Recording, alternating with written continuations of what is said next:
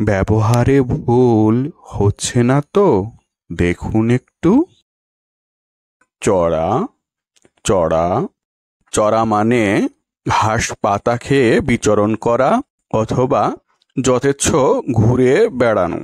এই চড়ার বিদ্রূপ অর্থ হচ্ছে পরিচালন করা বা পড়ানো, যেমন ছেলে চড়ানো।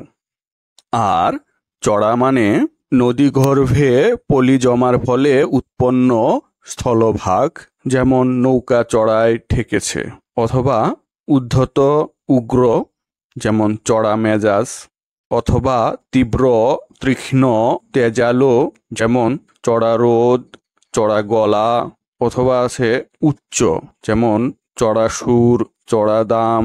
আরো হতে পারে আরোহণ করা, উপরে ওঠা, যেমন গাছে চড়া।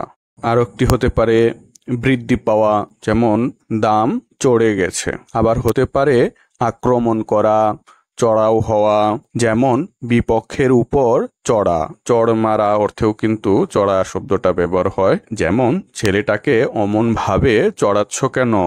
দেখলেন বন্ধু সাথী, শুনতে একই হলেও অর্থে ফারাক দিবারাতি।